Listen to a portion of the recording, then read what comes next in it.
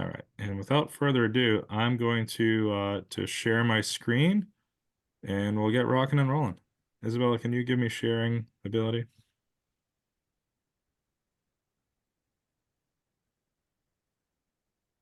How's that? You good to go? Yep, perfect. Thank you. Great.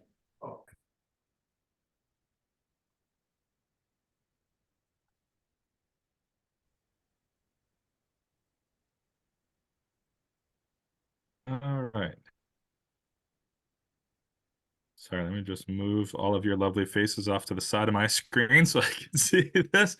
And so, welcome this afternoon. We're going to talk about the Ride with Gratitude campaign and a survey that we hosted last fall about mountain bikers' perception of other mountain bikers' etiquette or lack thereof, or incredible displays of, and share that feedback, share our thoughts about what to do with that feedback, and seek feedback from you all. So, just as context, I work again with the Northern Forest Center. Our organization is a regional nonprofit based out of Concord, New Hampshire. We do a lot of work on the northern tier of basically Maine, Vermont, New Hampshire, New York. So it's a really big landmass with a lot of different issues that go on. And we work really hard to try to make vibrant communities, and outdoor recreation and mountain biking are certainly a big part of that. As part of our work through the Northern Forest Center, several years ago, I want to say 7 years ago, we brought together multiple mountain bike networks under the auspices of a group that we call Bike Borderlands. And Bike Borderlands, we sort of work together, share best practices and things like sustainable trail building, talk about trends that are going on, that we're seeing among mountain bikers. We've been very fortunate to have some funding available to do some mini grants among our trail network partners. We've done things like help folks develop adaptive trails and fund, lending libraries and youth mountain bike teams and a lot of fun activities. And as a part of Bike Borderlands, this Ride with Gratitude campaign was born from that. We'll get more into that in a minute.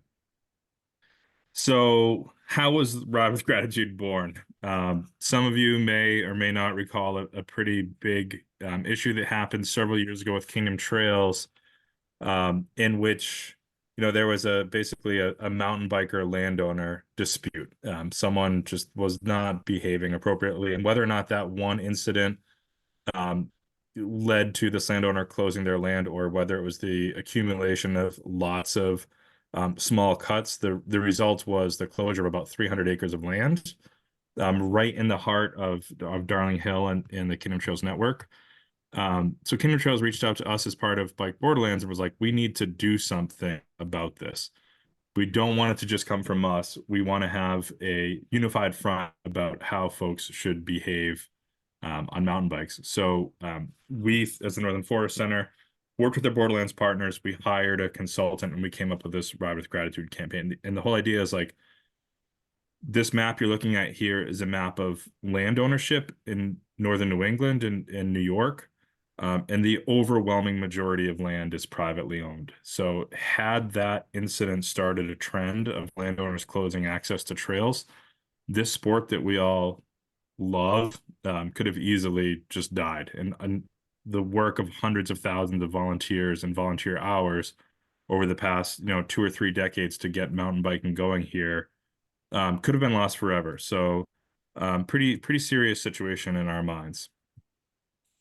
So what we did is we decided to figure out, after getting Ride with Gratitude going, like, is this working? So we hosted a survey November 20th to December 22nd. We were pretty pleased with the participation. So 514 people took the survey. 432 of them completed the responses. You can see the average age is 52.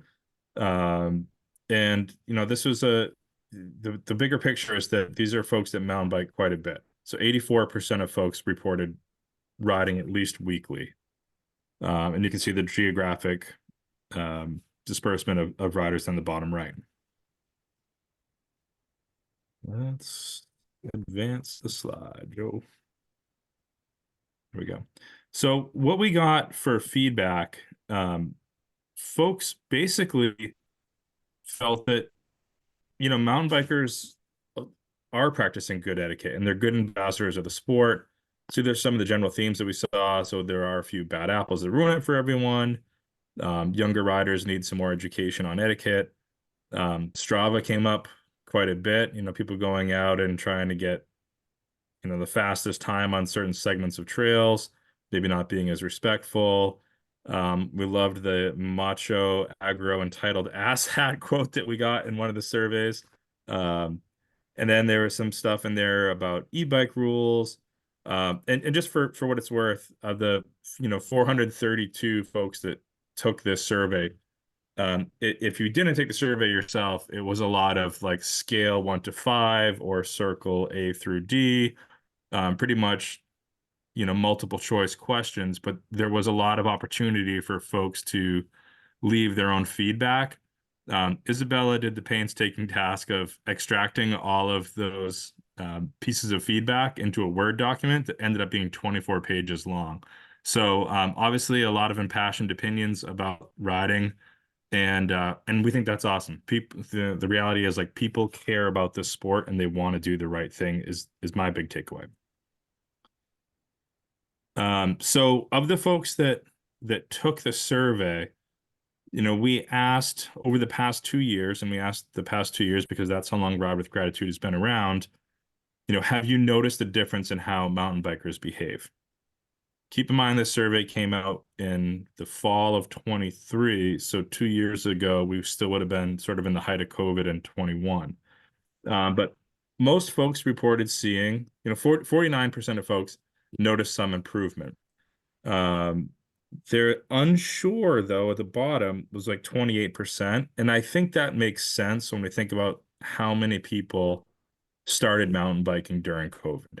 So when we're trying to like figure out the data that we're looking at, folks are seeing either a definite improvement, modest improvement, about the same. And then a lot of folks are like, I have no idea. And I think that makes sense if you haven't been riding that long. Oops, sorry. So again, back to this Ride with Gratitude campaign. You may see this, throughout different trail networks in our region. Pretty simple as 4 tenets: respect this gift, protect nature, care for others, and be the example. Respect the gift, basically understanding that you're on somebody's private property, or town conservation land that folks have worked hard for. Just be respectful. The bottom line is it's not your property. Protect nature, do things like staying on the trail, avoiding riding when the trails are soupy and muddy, or there's a freeze-thaw cycle going on, or, picking flowers or doing whatever. Just basically ride your bike, have a good time, and try to lessen your impact on nature. Care for others. You see somebody having a tough time on the trail, maybe offer to help. Like, hey, do you need to borrow a multi-tool? Can I help you with that flat tire? Do you need directions? And by doing that, basically being a good example for others to join the sport. So those are the sort of 4 components of the campaign that we really want to promote significantly. So how this campaign kind of shows up, we've got social media, what you see here in the top left. When folks take our Ride with Gratitude pledge at ridewithgratitude.com, we offer the opportunity for folks to say why they're taking the pledge. And some of the notes we get are really heartwarming. Isabella gets to see them all. If you've taken the pledge before, you've probably gotten a sticker in the mail. That would be from Isabella. And folks talk about why this means something to them. We show up to Bike Borderlands events. We've been at Vimba events. We've been at NEMBA events, NEMBA Fest, Flow Fest, downhill days with Vimba at Stratton. I'll be at a Central New Hampshire NEMBA event in a couple of weeks. Next Friday, we'll be at a movie premiere in Littleton, New Hampshire, working with a couple of bike organizations there. So we really try to get out in front of folks and spread the Ride with Gratitude campaign. We're working with bike shops now to start this hang tag program. And you kind of see here, it's like when you ride this bike, remember to ride with gratitude. On the back side of that is a QR code that takes folks to our website to learn more. We've had a brewery do a gratitude beer in which a portion of sales go to support this educational campaign. So, we're really trying to get out there more and more and more. We have a lot of partners now throughout the region. There's many more than this, but between bike clubs, conservation committees, municipalities, um, there we're just getting the word out more. We actually have a trail organization in California that's been working with us to kind of come on board and get folks in that area familiar with this campaign. So it's a pretty exciting time for us. And really what this comes down to is we've put all this time and money and effort into the campaign, and we wanted to know, does it work? Like, do people think this thing is actually having a difference? And we're pleased to say that yes. So 68% of the people that have taken a Ride with Gratitude pledge said it's had a positive impact on the mountain bike community, which is kind of amazing, honestly. We asked folks how they've heard about us, where they see us. Big takeaway here is that they're seeing it in a lot of different areas: social media, trail signs, stickers, a website, some videos that we've posted, word of mouth, local trail networks, signs, stickers. I would say, big takeaway here is like trail signs and stickers work. So if you're on this call and you're with a trail club and you want to help join this campaign, reach out to us. We'll get to more of that a little bit later. But they are effective in getting this campaign out in front of folks. Whoops. This is a pretty interesting one. So this is self-reported again, and pledge takers reported 13% more likely to change behavior than non-pledge takers. And it was interesting to hear what they had to say about that. I'm not sure if we kept that slide or not. Yeah. So what folks were doing to be more respectful, more friendly, wave to others, give directions, not shortcutting trails or checking the conditions before they go out. They're stopping and pulling over for equestrians. I really like this quote at the bottom here. This person said they're a lot more considerate to hikers. So this is honestly music to our ears to know that this time and effort that we're putting into this educational campaign is paying off. That people are thinking about how they behave and thinking about how they represent the sport. So sort of our next steps here with the campaign, we're trying to do more outreach and resources for young and new riders. So with that, we're doing some outreach to Vermont Youth Cycling. I had a phone call with a mountain bike youth club in Connecticut last week. They want to start doing some educational work with the kids. And again, we're happy to put some staff time towards this. So if you've got, a local youth group or something like that, we think it's really important to get riders early on in their careers. Engage more trail systems. This was a big one, trying to spread Ride with Gratitude in Quebec, as a lot of our tourism in this region in particular, it comes from Quebec.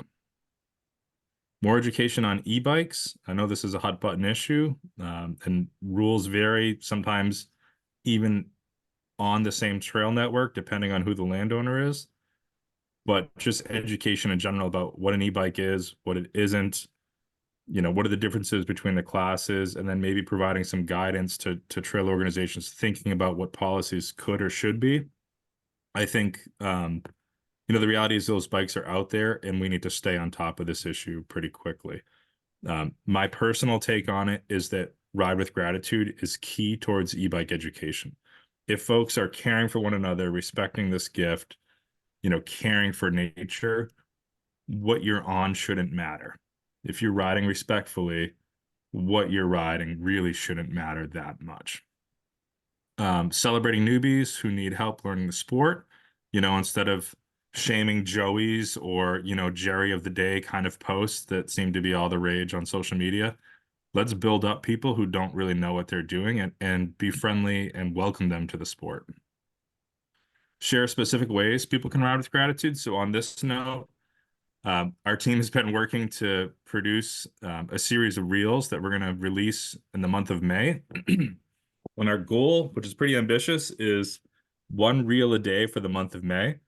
I think we have 22 lined up so far. So we're going to shoot for that 31. We may come up a little bit short, but should be a really fun, hopefully viral campaign that we'll post on both Facebook and Instagram. We'd love to tag you all if you're okay with that. So follow us on social media at Bike Borderlands, and you can share that information. We intend to try to promote inclusivity in mountain biking more. Again, more educational videos. We've talked about the possibility of an ambassador program. We've had to do a little more exploration on this. There's certainly a financial component to that. And what you guys can do if you want to be a part of this, you can become a Ride with Gratitude partner by contacting me. You can share our social media posts and create your own with the hashtag Ride with Gratitude. Increase education about what good mountain biking looks like. Be a good example, take the pledge. And again, we can help with signage, social media suggestions, websites. Use our information or stickers. We can mail you stuff to hand out in group rides. Bottom line is we see this as a collective campaign, right?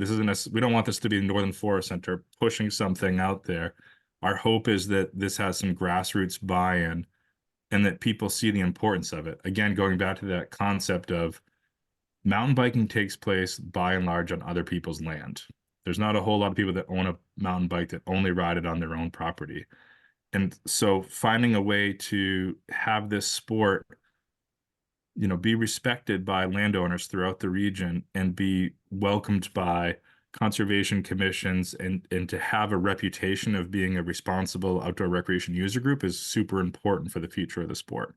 And with that, I think we can open the floor to some discussions. I'm going to stop sharing the screen and just love to hear what you all think about this. If you've seen the campaign, what your impressions are.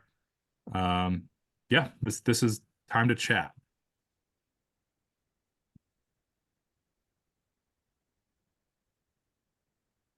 You might be muted.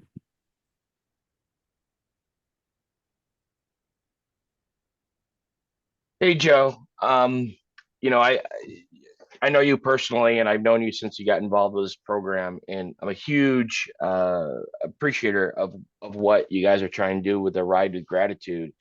And you spoke of the difficulties they had at Kingdom Trails, and I think I just want to give you my perspective on this from watching some YouTube videos. We all know Seth from Burn Peak. He had a really great video a couple years ago about the difference between community networks and bike parks. And I think one of the confusion parts that happen with Kingdom Trails is you go in and you buy your day pass, and there's a perception that the Kingdom Trails network is a bike park.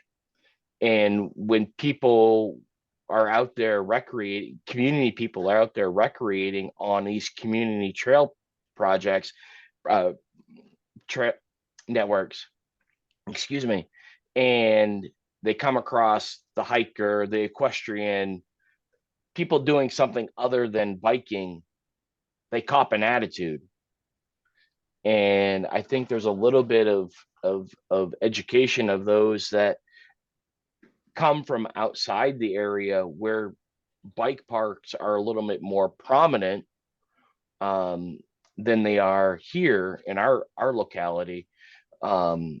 I think that's part of extending into the Ride with Gratitude is make them have them understand that these are community trails that people of the community built and people of the community support.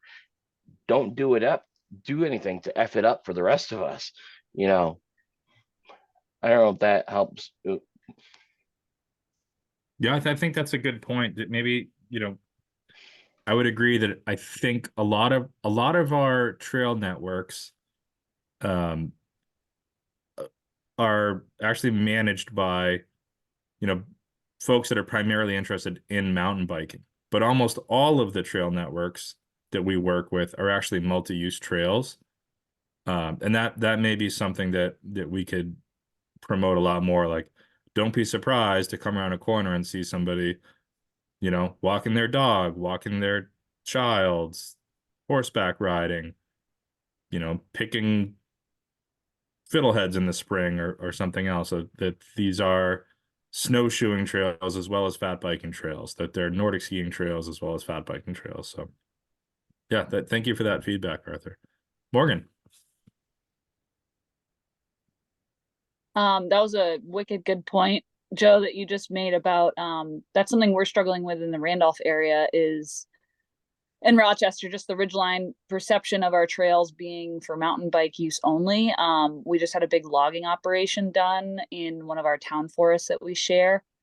So there was just the language that kept being used by the logger and the forester about the mountain bike trails. So I kept on with the group about how these are multi-use trails and integrating more of that. And then just to the point of like running into people on the trails, the way that we've been kind of talking as a club to the general public is just like, these people could be the landowners. So remember that, like the old man with the dog is very likely the landowner of which you're on. So, and then I do a lot of the youth programs. So I'm super excited to reach out to you about, doing a little curriculum in our day camps and with our race team and bike clubs with the library. But I was wondering too, I heard a little rumor, or maybe you mentioned it also already, but the is it integrated into the Vimba memberships when people join that like they take the pledge if they do their membership? Potentially more to come on that, hopefully. Okay. Leave it at that for now. Yeah, okay, cool. But yes, I will say that Vimba and Nemba both have been very strong supporters of Ride with Gratitude. And we appreciate that support. And Vimba definitely helped promote this webinar. They've been big supporters of sharing our social media posts. And we look forward to hopefully strengthening that collaboration. Do clubs take the pledge like as a club versus individuals? So the pledge right now, that the pledge in and of itself is a personal thing that someone would go online and do individually. However, as far as like nonprofit partnerships go, we usually do that like at a club level. We do ask. So we have a relationship with both Vimba and Nemba that they can use our logo and promote, what we do, promote the materials. For the chapters, we like to have an individual MOU with each chapter. So one, so we know who the point of contact is. Two, so we know what's actually going on the ground out there. So if we were to, for example, rebrand or change language and we're like, all right, we need to figure out like, do we need to deploy new signs out in the field? We know who to contact. And there's a small financial contribution that we request from a nonprofit and with that you would get like some trail signs for trailhead kiosks. We would follow up individually with a point of contact from each chapter about messaging, about what we call our style guide, like how to use don't manipulate the logo, for example, or change our like preferred color scheme. The reality is a lot of time and money did go into like branding the campaign, and we want to keep it consistent and make sure that it's deployed consistently across, the range. Yeah, the thing, last thing I'll say is just the brand is awesome.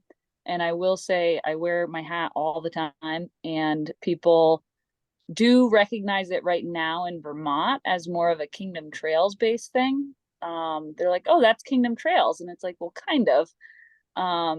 So then I explained to them like the greater campaign, and they're like, oh, that is awesome. So I think, just continuing that connectivity between chapters and yeah, will just kind of broaden your net. But great job. Thank you.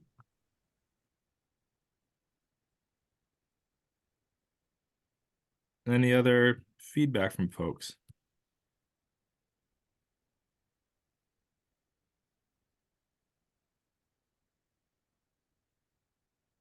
We appreciate the praise, but we're happy to hear criticism as well. If there's things that you think in the campaign that you're like, well, I'd like to adopt that, but this is a great time to share what that might be. No, I think everything's great. Joe, just wanted to speak to the e-bike subject, as that is definitely something that's still a major topic around. A high percentage of our adaptive fleet is e-assist. So that does cross that line in many instances with many areas that we're participating in and working with. And it's one of those where everybody kind of blind eye to it because it's an adaptive user. But it could also be used as a gateway to the conversation for folks that might not want to engage in that conversation. So we would catch up on that offline. Yeah, no, I appreciate that and agree with you. That's a great strategy in terms of getting things out there. I think there's, personally, I think the e-bike conversation in terms of adaptive opens up a lot of doorways as well in terms of if you build a trail to adaptive standards, you tend to also increase the trail's appeal to multiple user groups. You have a wider trail path so that if someone is bombing around a corner, they can avoid, a collision. And I think it also makes search and rescue efforts a lot easier in the off season. So if, ideally a snowmobile can fit on a trail that is built to adaptive standards. So if you had to do a winter rescue operation, there's something to be said for that. And I think, those are some ways to kind of strategize that conversation with different land managers. But yeah, let's talk more about that.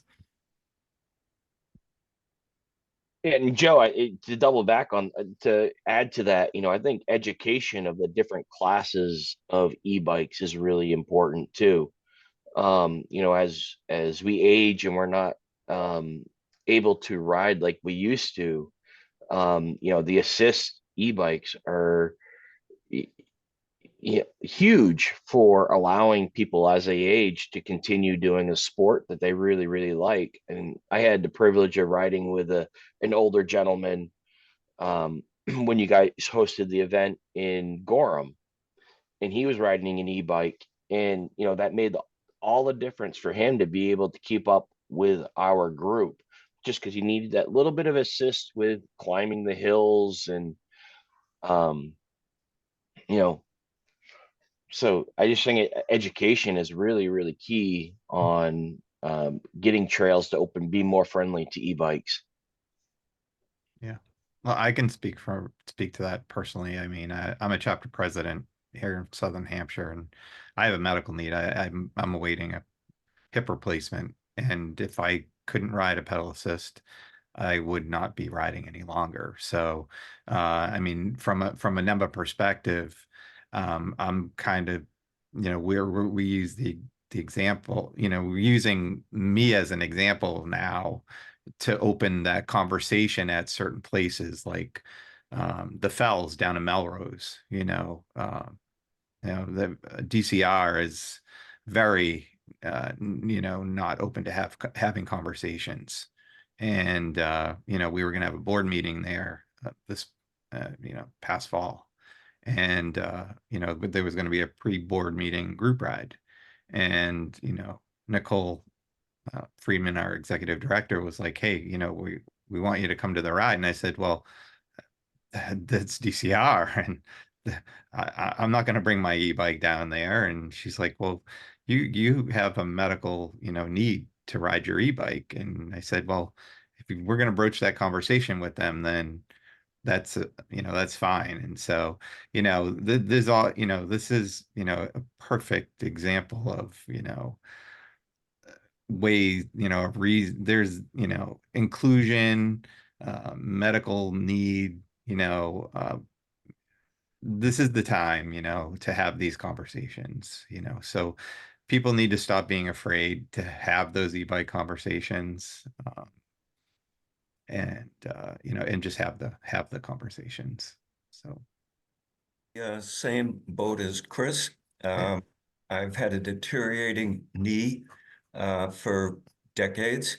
I've been riding an e-bike for, I don't know, probably the last 4 or 5 years. Just recently got a brand new knee. Looking forward to getting back on my e-bike quite soon. But we're all getting older, and no one can deny that riding an e-bike is more fun. You get more exercise.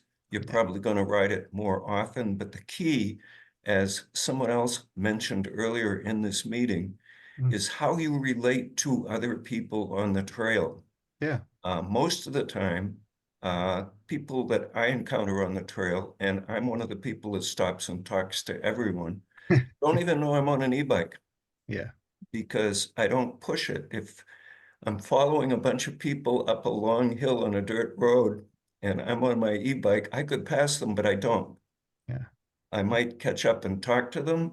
But really, if we as a group want to make e-bikes more acceptable, we have to change the perception that people are on a motorcycle because they're not.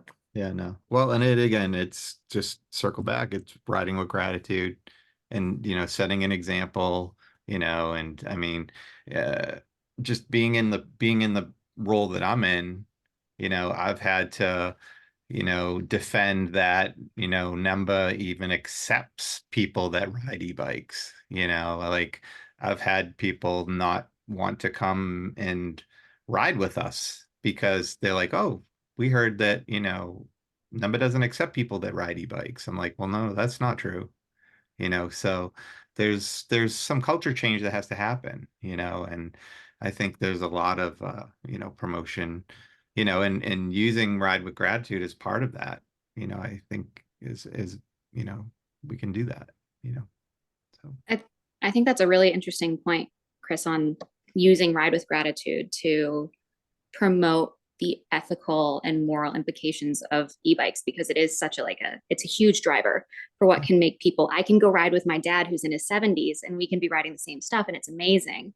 But the other part that would be really interesting to explore is like how the language of Ride with Gratitude can intersect with all of these different land managers and all of the different rules and regulations that are on private land, that are on state land here in Vermont. I work for Vermont Mountain Bike Association and other things like that, because there's so many different lines that different entities draw, that no matter if we tell everybody that e-bikes are wonderful as they actually are, it's the whether or not we can do that to the extent to change policies. That's the hard part, at least from where I stand in doing all of our marketing. It's a very interesting aspect of e-bikes and what to do there. yeah, we're finding, at least in our area, from a class 1 perspective, that like we're not having to work so hard with the access changes. The access changes are happening on their own. Mm-hmm. It's more of getting the landowners and the municipalities and everybody to just understand like what they are, and to get their outdated,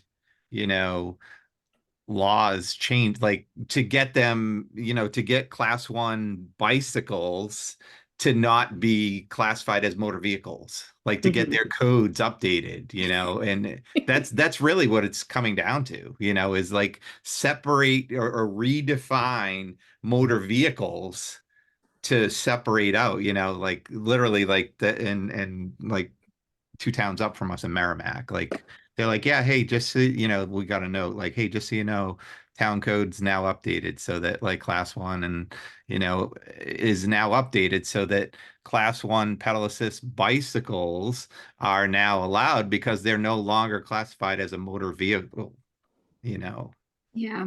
It's really interesting. I mean, I live in Stowe, Vermont, and 2 of the networks in town are now rideable for e-assist bikes. But my favorite network, which is on state land down in Waterbury, Perry Hill, you can only ride if you have proof of an exception or a disability at this point in time. So there, yeah, it's just like, it's just working with all of the different entities. That'll be really interesting. And I think the verbiage that we can use with Ride with Gratitude and how that can shape e-bike acceptance will be very interesting to see how it progresses. Yeah, I think we Is could there a good definitely do resource? like an hour and a half webinar or a whole day conference on e-bike policy. And I think we should do that at some point. You know, now that we have your contact information, maybe we can host another roundtable about e-bikes. I guess my question is, do you think, regardless of bikes, that the concept of ride with gratitude, and what we didn't bring up before, and I should also mention, we have made a pretty conscientious effort for ride with gratitude to just be a mountain bike thing. So we have had folks say, like, what about snowshoe with gratitude? What about ski with gratitude? What about hike with gratitude or recreate with gratitude? And while I think, yeah, that would be awesome, I think it's important to us that this campaign becomes like mountain bikes thing. Like, hikers have leave no trace, but if these 4 tenets, I feel like pretty much any issue that comes up in the realm of mountain biking in terms of etiquette, one of those 4 tenets probably covers it. Protect, again, like, respect this gift, protect nature, care for others, be the example. So whether you're on an adaptive bike or an e-bike or an analog bike or an acoustic bike, whatever you want to call it, hopefully Ride with Gratitude resonates with folks. And you know, what we're looking for is, if you don't think it resonates, or you think that there needs to be further clarification of what it means, or you have suggestions on examples, we would love to hear them, so that we can make this something that you know, we can all be proud of, and all holds, you know, our fellow mountain bikers accountable to. The big part of this is, one, education, but it's also like, we call it the gentle call out, right? Like, if you see somebody not doing these things, not like, hey, you're a jerk, but like, all right, so we don't do that here. What we do is we ride with gratitude, and here's some ways that you could do that better. Awesome. Morgan, you got your hand up. Yeah, just thinking about someone said something the other day that was interesting. My sister and her husband manage the Brookfield Trailblazers, which is a Vermont Association of Snow Travelers club. And, you know, similar group, different interest. You know, they manage a lot of landowner partnerships, and you've got equipment you've got to use on the trail that can have effects on the trails and stuff, whatever. But someone asked, when are they going to start taxing bikers for having us register our bikes to use the trails? But it was just like kind of ridiculous, because then it also, you know, with towing the line of like where the e-bikes fall, that was kind of what they were specifically poking at. But I was thinking about, you know, we have a lot of land that we cross over with snowmobiles, ATVs, whether it be private or public, and hunting. And I think there's a lot to do in both directions with regard to, like, everyone has a different best interest in mind. So, you know, remembering that it is a privilege for us to be able to, it's a gift that we can use these lands, and also respecting other people's interest in that. You know, where like folks can hunt in our town forest. So we close the trail for those 3 weeks of the major hunting that goes on in there. And then there's a lot of education around that stuff. So maybe integrating some aspects of that within Ride with Gratitude, of understanding not just walkers or running into people on the trail, but also that there are other people with a different best interest of how they're recreating in the outdoors, and making sure that we all have respect for that, just as much as we want them to have respect for how we use the trails in the woods. Yeah, because we have access to those trails in the woods for, you know, 2/3 of the year, sometimes, depending on what they are for. So knowing that these people have a very small window in time that they get to utilize these outdoor resources, and bringing that education of, that's my mantra in working with different groups, is everyone has a different best interest in mind. And it kind of dovetails with the Ride with Gratitude aspect of how we respect each other's favorite way to be outdoors. I think that's a great point. It definitely kind of falls into that sort of care for others side of things, or be the example. Yeah, we've tried to do some work. So as Northern Forest Center, there's a big portion of the work that we do in the region around the forest products industry. So we're always really interested about stories where, like active logging and trails kind of intersect, and looking at those as educational opportunities for the public to see, like, yes, there may be a 2 or 3 week closure of this trail for an active timber harvest. However, like 7 of the 90 miles of trails on this network or whatever were once, logging roads. And this landowner has kept those open for future timber harvest, but also allows recreational uses of that. And again, that's just that sort of education to folks who may not be from the area or may not be used to seeing this kind of equipment and understanding what's happening in the woods. Or, right, like there may be What was this. that great film that just came out? A really wonderful film from Mount Mansfield. If I am tech savvy enough on my phone, I'll put the link to the YouTube in the chat.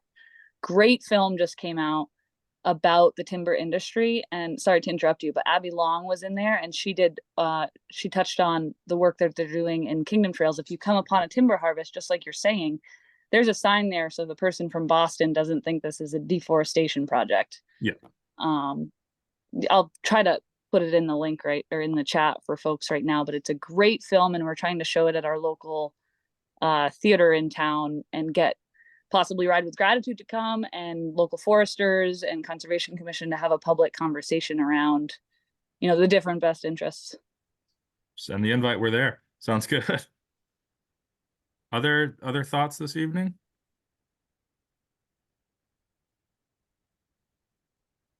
Just a question as far as I liked what you shared as far as how to communicate and kind of get the message out. Is there a place, or do you guys have just like what messages we want to get out beyond the 4 core tenets? So as an example, we did a survey of our members, and from an education perspective, and it kind of surprised me, but etiquette was the #1 request for kind of education. So that's good news. I just want to make sure we know what to put out, and whether it's kind of social media posts or messages that we email to our group or whatever, that we're getting out the right stuff. Yeah, so our Bike Borderlands partners, we do a quarterly retreat every year. And last fall, one of the ideas that came out was really specifically like, people need examples of what exactly does it mean to ride with gratitude. Like, we need examples of how to do it. So yeah, again, we're going to be filming in April a series of short videos that'll live on at Bike Borderlands. And we would love you to share those. So some of the topics that are things like, even like how to pull into the parking lot of a trailhead, right? Like, the parking lot is full, maybe I should go somewhere else. Or the parking lot is empty, why don't I start at one side of the parking lot, leave enough room for the person next to me to pull in and get their bikes off? Or think about, like, where's the bike rack on this person's car? How should I park so they have room to get around? Don't leave your bike laying in there. Like, things that we as experienced riders would know, but if you're new to the sport, you're not really thinking about. Like, hey, it's a busy Saturday morning, there's going to be 100 other cyclists, whatever, coming to this parking lot. Yeah, how to act around horses, what to do when you see a puddle in the middle of the trail, right? Ride through it, not around it. Or even better, like, you know what, it's really muddy today, I should probably do something else, like, other than ride my bike. How to prepare for a ride, and A, B, C, D, check your air, check your brakes, check your chain, check your dropper post, that sort of pre-ride inspection. Make sure you have a trail map, or you've downloaded an app, or you've checked with the local trail organization what the closures are. So we've got like a whole bunch of topics that we're going to try to touch on. Again, just kind of keep an eye on those. We can email this group, and we'd love for you to share it. Yeah, that would be perfect, because if like you could have a tip a week for a long period of time to be able to, you know, kind of update people. So that'd be great. Yeah, like so we're hoping for a tip a day for the month of May, and then recycling those like frequently. Okay, cool. Thank you. You're welcome. Thank you.